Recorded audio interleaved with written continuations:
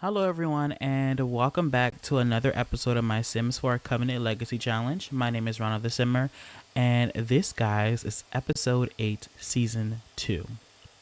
So, right now, guys, we are currently at LOD Castle with, of course, the Bennets. And with us right now, we have Lady Isabel Tart, who has been captured during the last battle by the angels.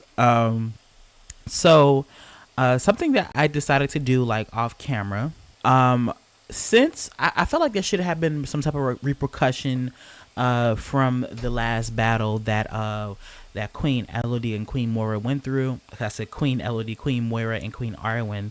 There should have been a repercussion, and the repercussion I have decided to do was, of course, get Isabel captured. So I feel like it makes the most sense. Isabel was the only high lady that bent the knee to Queen, who bent the knee to Queen Moira, but she did not go up to Moonstone Castle. She stayed at Tarth Castle, gathering her retinue, her garrison, to help aid the Queen. But that came at a cost for her because she ended up getting her castle sieged by, of course, Queen Arwen's campaign, and the people who ended up capturing her, guys, are no other than the angels themselves. So they are all here presenting Isabel to, of course, the queen and the regent herself, as well as the prince. Well, not the prince father, but the lord father, which is, of course, Lord Cyrus. Um, but this is a great deal towards the Bennet court, indeed, because now they have, of course, one of the high ladies who bent the knee to Queen Moira under their control. Compared to Moira's court and Arwen's court, Elodie has like a lot of supporters, so this is actually a really good thing for Arwen. Um, and I feel like Nadine would get up from her seats as the Lady Regent here, and she would go ahead and essentially yell at her sister-in-law. I'm pretty sure, because I'm pretty sure, guys, yes, this is indeed her sister-in-law, Isabel. It's crazy how the family ties work in this game, in this let's play. But Lady Isabel is her sister-in-law, and I feel like she would yell at her because she probably would have expected more out of Isabel, being the holy sister-in-law to Lady Nadine, and the fact that she didn't even bend the knee to her niece. How could you do something so foul? So I think she would definitely yell at Isabel here and tell her how ungrateful she is, and that the rightful queen is right in front of your eyes, the whole time. And for you to bend the knee to Moira, you will face the ultimate consequence. Now, I don't know for sure if we're gonna have her executed or if the regent will just imprison her. But for right now, she is gonna get imprisoned, so that's gonna be the main goal for right now. So Lady Nadine, this is what we're gonna do, because I do have the throne room. I do have the throne room locked right now, so I'm gonna unlock it, and I'm going to go ahead and bring Isabel down to the dungeons. Now, for right now, we will. Let me go ahead. Where is she? For right now, guys, I will pretend as if her family is with her. I did not want to add all the Sims to the household, so her family technically is with her, imprisoned under Queen Arwen's guides. But for the time being, she is, her family's not going to be with her for story purposes. I mean, for gameplay reasons. So, but we're going to pretend like Lord Malik, which is Lady Nadine's brother, and their children, their daughters, and their son is with them in this capture. But the Tarth Castle has been sieged by the angels, guys. So that was a good thing. So Isabel's going to start making her way downstairs, and then we're going to get Lady Nadine along with the angels to kind of make their way, make their way down here with them as well. Queen Arwen is going to stay up here and kind of cater to her familiar here. But another thing, guys, what is going on? Follow them, Isabel. Oh my god. Follow them. Oh my god. um why you can't, what happened? What's going on with him? But yeah, the angels are going to take them downstairs. That's Lamont. And I'm trying to see, where did Dundas go? Oh, he's right here. All right, let's go ahead and just pet him. But anyway, guys, this episode, Queen Arwen, well, more so Lady Nadine, she has decided to create a new council position in the wake of this new war, and of course with the new angels that have arrived within the Queendom of Sirius. High Lady Nadine, which is a regent of Sirius right now, she has decided to create a new council position, and that council position is the High Commander. Um, Now, the High Commander is a part of the Queen's Guard, but instead of being strictly under the Lady Knight, they will also be under the Queen. They will be under the Queen. They will answer directly to the Queen now, essentially. Um, and Nadine wants to host a little bit of a ball in honor of that basically coming to pass.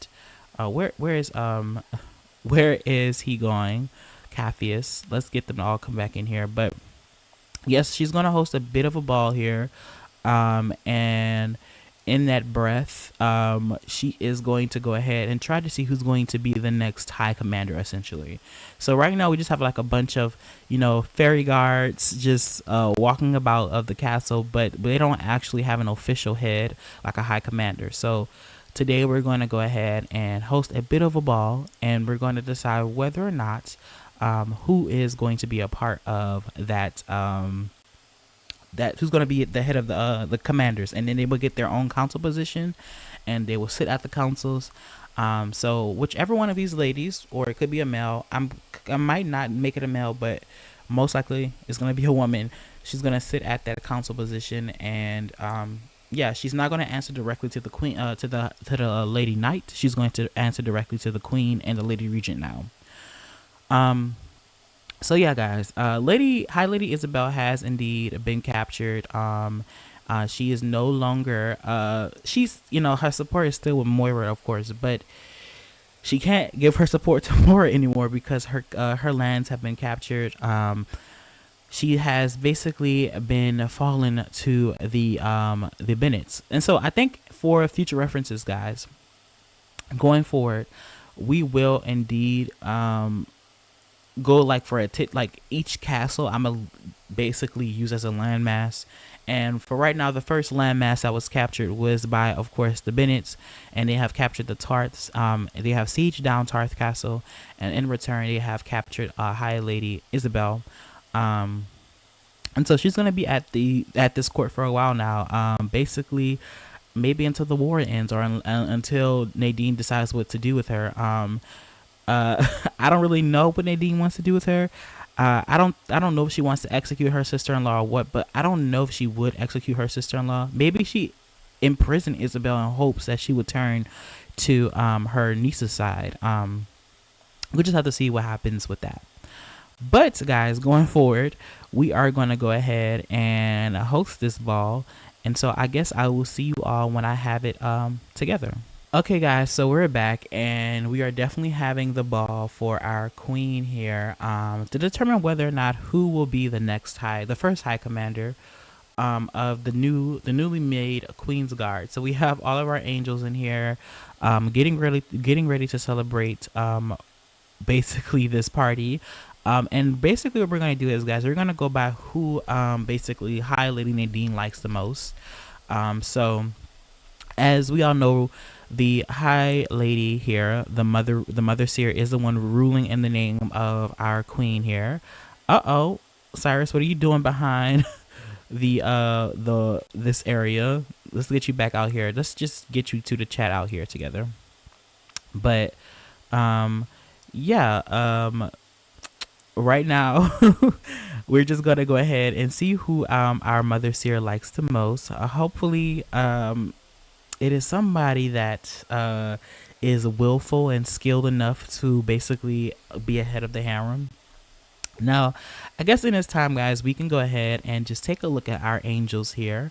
Now that I'm remembering, I'm pretty sure Ashley Tart did not make this. Them did not make this character right here, Clementine. It was made by another person. I don't remember who they were. I mean, if you guys know who you are, can you please come to the forefront? But this is your sim here, Clementine. Um, my hashtag, so I just use your sim, if you don't mind. And then of course over here we have Czar Cloudy. We have Capheus, which was not made by me. We have Tristan, who was made by me. So Tristan is a character that I made like a long time ago in the 2010s, and I decided to use him for this. And then we have oh, it seems very much like her to be a perfectionist. Yes. Then we have Persephone Vabal, and which was also made by me. And then we have Raylan Val Madaro, which was also made by me.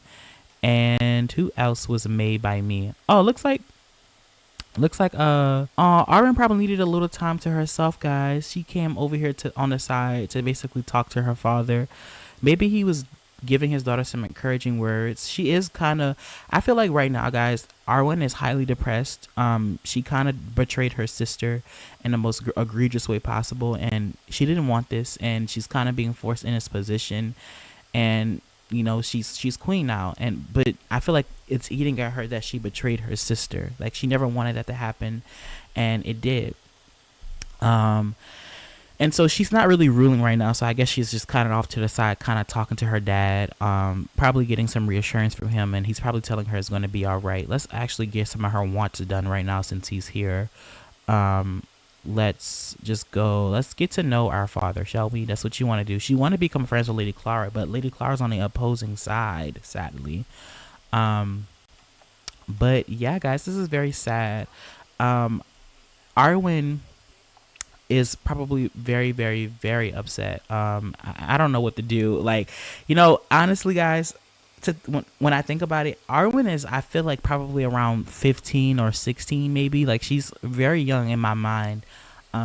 She's, I feel like Moira, however, she's probably like 19 or 18, whereas her younger sister here, Arwen, is like 16, 15, maybe even 14. She's a pretty young girl, and she's kind of being forced in this role as queen, which is very, very sad. She's being manipulated and used as a pawn by her father and her aunt. Though they probably wouldn't see it that way. That's exactly what's going on. But hopefully Nadine does pick the person that she sees as worthy enough to become the High Commander of the Queen's Guard. It looks like a lot of the Queen's Guard members are trying to leave, but I have the doors locked, so you're not going anywhere. But it looks like she's been really talking to Freya, Persephone, and Clementine a lot, which is really good to see. Even Raylan, Tristan as well. He seems to have like a very big thing going on with Tristan. Oh, I did get the harem officially done, guys. So our harem is done. So all of the males are in there. We might go ahead and do a visit. One thing I do want to talk about is about harems, guys. So, as we all know, we are currently in a state of war. And if Queen Elodie was living right now, Arwen and Moira would have both had their harems done. But she's not, and a war came upon us. Oh, look at Dundas. Go ahead and pet. Oh, you can send her. No, don't send her to do anything, actually. I wonder if I kind of forget. Oh, she's a female. So Dundas is actually a female. Okay. I was just trying to make sure because I have something planned for little Dundas later in the episode. But as for harems, guys, there would not be any harems being formed, not official ones, not until after the war is done. Oh, Persephone and Clarabella have become good friends. Interesting. But there will not be any harems being officially made until after the war is done. And I'm doing that because, and in the future, for future references, marriages will not happen, like arranged marriages will not happen until harems have been made, because the royal heirs, the princesses, they have to get the most purest blood, the most purest stock of the witches, and so they always get the first pick of choosing their concubines / husbands. And so until after Arwen and basically Moira, either one wins the throne, there will not be any arranged marriages happening with the nobles, and there will not be any harems being formed. Because I don't really want the harems to be formed just yet. Maybe towards the end of the war, we might start forming a little bit of harems. Um, but for right now, I feel like it's a little too early. And I kind of just don't want to even do that in a state of a war right now. So as for right now, Queen Arwen will not have a harem, though it might be in her best interest. Unlike her sister Moira, they have gotten word that she has already started her own harem. But that is not going to be the case of Arwen for a little bit. Um, High Lady Nadine is definitely in a position right now to where she wants to make sure that everything is put together within the queendom, and she might even try to arrange a marriage for her son and her niece between the two of them. I feel like that would happen due to the fact that High Lady Nadine is very adamant on, I feel like, engrossing her family within the court politics of basically Ellery Castle or Sirius Court in general. Um, she's 10 toes deep into it, and I feel like a marriage between her son and the queen, though it might damage her reputation and take on a husband, I feel like in Nadine's eyes it would benefit the queen through because of her. So she does have her sons, guys. If I can come over here, little, well, he's not so little anymore, but Figaro, guys. Figaro is definitely a teen, and he has the macabre trait and a slob, but this is how he looks. He's a pretty handsome sim, if you ask me. Um, but yeah, if anything, she would definitely arrange a marriage between her son Figaro and her daughter. I mean, her niece Arwen. Frey has also aged up, so I do have to give a few makeovers to a lot of our children here, because a lot of them have aged up. And I'm sure Nadine is also thinking about the future of her household as well. She feels as if she's never going to have another kid again, and so she feels the best way to kind of continue her bloodline on is through probably Queen Arwen herself, her niece. It makes a lot of sense, and I think in the eyes of Nadine, and it does. To be honest, it's kind of a very smart plan. Um, so, Arwen might not get a harem, but she might get a husband before she does get a harem, honestly. I can definitely see that happening between Nadine and Arwen, trying to solidify her power within royal court by making Figaro marry Arwen. And they're teens. So this might be the first teen marriage within the queendom. And it's not even official. It's just me throwing things around that could possibly happen. But if anything, Moira's trying to form harems, and they heard about the vampiric consort that she's had, whereas Princess Arwen here, or Queen Arwen here, may be trying to get married instead of forming a harem so soon. But I think I might end this gathering at like 6 and allow for the angels to go home to the barracks, which I have completed. Because by 8 o'clock, guys, we will be rolling to see whether or not the next battle has been won, which would be interesting to see. And I think I might have another repercussion if essentially either the Bennets lose or the Strahds. It's going to definitely be, I'm kind of essentially calling them by their faction parents leads heads. So I'm essentially calling the side of Arwen the Bennets and the side of Moira the Strahds, because it's a lot easier for me to process, honestly. But yeah, guys, tell me what you think about the angels. I guess I can like delve in a little bit deep with them. They, of course, as we all know from the second or the third episode, I don't, oh, it was the fifth episode. The angels do not know where they come from. They believe that they come from the goddess, and from what Nadine has told them, they are protectors of the faith, and they are protectors of the faith, as well as the witches. They are godlike beings, and they are very royal, divine even. And I'm sure it would be in any queen's best interest to have a male angel essentially to kind of help guide their rules. Now, well, not guide their rules, but like to have in their harem or to even marry. So one of these little queen's guards that are males can definitely in the future become a husband or a concubine to a queen, which I think would benefit them a lot. And there's only three of them, so it's very scarce. And they live longer than the witches do, so we have some time to decide what to do with them. But they don't know where they come from. They are a bit confused on that. They believe that they come from the goddess, of course, and that they crash landed on this planet. Really, they were born from a big explosion made by Princess Deianira, and they are kind of stuck here now. If you think about it, guys, Deianira is kind of their mother that they don't know. Deianira is quite literally their mother.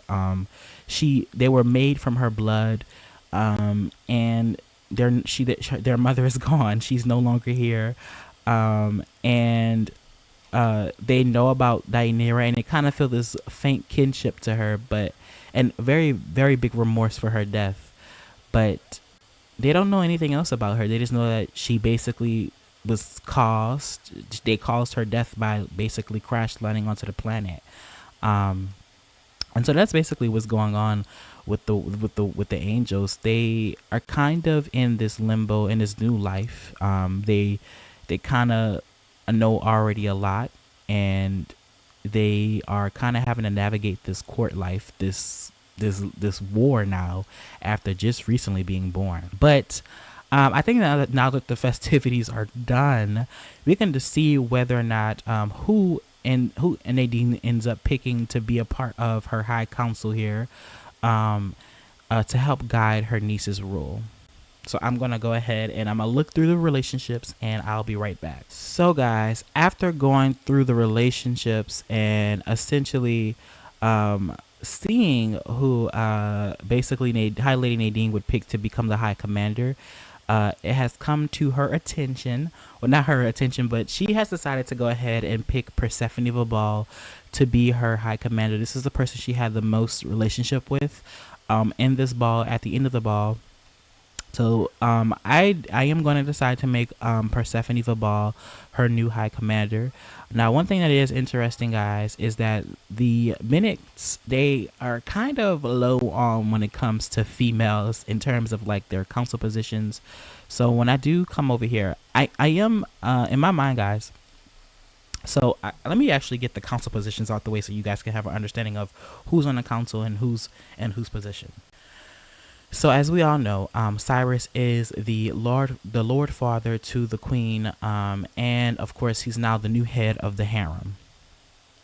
Apart from that, we have High Lady Luna, who was the Lady Stewardess, but is now the Lady Hand to Queen Arwen. So she has the most relationship with Nadine. So she is now the new Lady Hand, and Lady Clara here, she, guys, is the new Lady Knight, due to this being the second most powerful position on the council. And of course, as we all know, Nadine is a regent. So what they're essentially missing is a lady alchemist and a lady stewardess. And now we only have a high council member. So I think it might be beneficial to actually add another one of the Queen's Guard on the council, honestly. So if I go here, Clementine has an 8, Freya has a 10, and Raylan has an 8 as well. So you know what I might do? I think with this upcoming battle about to be known to Nadine, she's a little worried about what's going to happen today. She doesn't know the outcome of the recent battle of the armies. She probably might actually go down to the dungeons to ask Isabel here to join her cause and essentially becoming on the council. So invite to the Queen's Guard, but let's go ahead and basically have apologize to her sister-in-law. I feel like she would try to come reason with her a little bit. We're going to just end the Queen's Guard gathering, and I'm going to add Persephone to the household really quickly. But also adding Persephone to the household, I am going to go ahead and also add Freya to the household, because I think she's going to make Freya her new Lady Stewardess. But she needs an alchemist. So she's about to go downstairs, and she's about to go try to get one. So let's go ahead, Nadine. Go downstairs. Stop this talking to your new high commander, Lady Persephone. So uh I guess she might get the title of High Lady, or I haven't decided yet. 'Cause she doesn't have lands, and as we all know, people with lands have the title of High Lady. So she might just get the title of Mistress for right now, until she may be granted land. But Persephone right now, guys, she is now the new High Commander of the Queen's Guard. She is no longer under basically the eye of the Lady Knight. The Lady Knight now officially handles war business and executions all by herself. Come on, go downstairs, Nadine. And the Queen's Guard now handles the Queen's Guard, under, of course, the Queen. And we have a new High Commander here. So the Angel Guard, if you will. It's kind of exciting to have the fairies finally here in the game, guys. I'm very excited for this because there's a lot of possibilities that might come out of this, and I can't especially wait until our ladies start coupling with the angels, because that's going to actually be a thing in the future. Hopefully, one of our queens will get a angel on their harem here. What's this? Emotionally starving. Oh God. Let's get Persephone now that she's a part of our household. She can come out here and regenerate her emotional force. And Freya, I'm pretty sure, is in the same position she is. So let's get you to come out here and regenerate your emotional force. I made this castle with the intention of having fairies, so there's a lot of stumps around the castle to help with their emotional force.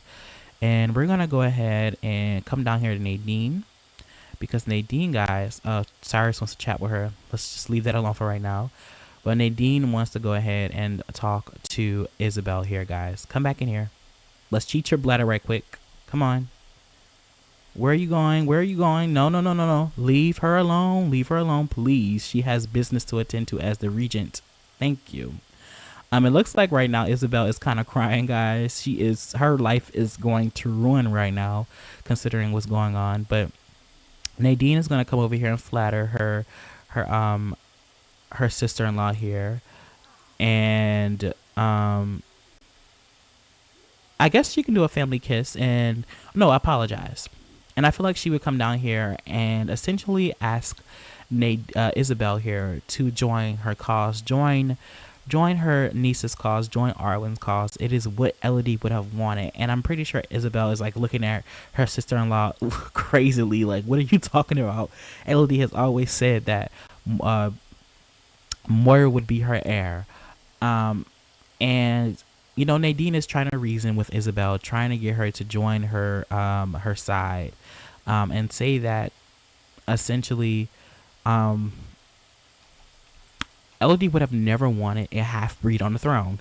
Essentially using the derogatory term that a lot of the people used to use a long time ago in the early days of basically Victor coming to court. No one wants a half-breed on the throne. No one wants a half-breed on the throne. Arwen is the best pick. As you all can see, the war is running in our favor already. We've won the first battle. Oh my God. We actually have to roll to see whether or not we won this war. But, she's basically reasoning, won this battle, I meant to say. But she's basically reasoning with Lady Isabel, trying to get her to essentially assimilate to, her cause. And I am not going to actually decide this, guys. I am going to personally roll for myself, and I'm going to basically see whether or not Isabel is going to join Nadine's cause. I'm not going to show you guys. I'm going to just do it on my own whim, so it won't be too much dice on the camera. But I feel like Nadine would basically give Isabel a choice. Bend the knee or die. Is essentially what Nadine is going to tell Isabel. So I'm going to be right back, guys. I'm going to go ahead and roll to see whether or not we won this battle. And I'm also going to roll to see whether or not Isabel will bend the knee to the Bennets, or if she will basically become a martyr. Okay, guys, so here we are at the dice, and we are going to roll to see whether or not, using a 10-sided die, to see whether or not High Lady Nadine will win this battle or if it will go to the straws. I don't recall what I said last episode, but for right now, I'm going to say that the odd numbers belong to Nadine, well, to Arwen, and the even numbers belong to Moira. So, 1, 2, 3. Oh my god, guys. So it looks like the Bennets have won another battle, guys. It's not looking too well. I mean, they have 5 more battles to go, so it's not the end of the world for the for Queen Moira's cause. But the angels are doing their big one, guys, because I really feel like Nadine is sending the angels out into the war, and they are doing their big one. They have won their second battle. It's 2 out of 7 for the Bennets right now. So yeah, guys, I will see you back at the castle. So guys, with the recent battle, Nadine is very much ecstatic about it, and she is just telling everyone for the second time they have won another battle. The queendom is rejoicing right now. At least the Bennet court is rejoicing about this. But in that same breath, guys, High Lady Nadine has announced to everyone that High Lady Isabel will be executed for treason, essentially. She's going to execute her sister-in-law because I did roll, guys, and Isabel did not bend the knee to Arwen's cause, which I was so very sad about because I really wanted Isabel to survive. But Isabel is going to be executed next episode, not this one. But Nadine has decided to execute her sister-in-law for treason, for supporting the pretender over her niece Arwen. So with a battle, guys, comes death as well. But I'm pretty sure the court is very very happy about essentially the new battle that has been won, but also a little bit taken aback by the fact that, of course, there's an execution on the way, and I feel like Arwen has such a she has such a heavy heart right now, guys. Um as you guys can see, she was just crying on the throne a little bit. She's definitely hurt by this whole matter, and to have her aunt basically ruling in her name and doing all of this evil stuff. I wouldn't call Nadine an evil person, but I do feel like she's consumed by power right now, in a sense. She's not an evil person, I don't think, but she is very like judgmental and in many other ways. And she's very loyal to her family. And that's exactly what's going on here. She's trying to keep her niece on the throne by any means necessary, and uplift her own family as well in that same process. Which is why I think that she would definitely try to arrange a marriage between not Moira, but Arwen and her eldest son, to kind of solidify that family bond there, even more. But Arwen is not too happy about this, guys. She is sadly being forced to become queen, and then on top of this, she is going through a bit of a a crisis within her own queendom, and she is kind of going to have all of this blood on her hands due to the fact that she's being placed on this throne. Just a young girl doing young things. She did not ask for any of this, and yet she's being forced in this position, which I feel the ultimate most sympathy for Arwen. She does not deserve this. And I also feel very very bad for Moira, but this is the way things are. This is the way things are turning out to be, and Arwen, she has a lot of fixing to do when she eventually does take the throne officially just for herself. That's even if she gets to do that. It's still very early in the war. We cannot tell whether or not who's going to win or not. But for right now, the Bennets are definitely leading, guys. But with that being said, I am going to end this episode off here, guys. Before we do end the episode, though, I want to go ahead and have our princess officially talk to our Queen's Guards here, because she didn't really have a good conversation with them at all. So that's something that I will do. But anyway, guys, my name is Ronald the Simmer, And I will see you all next time. Bye bye.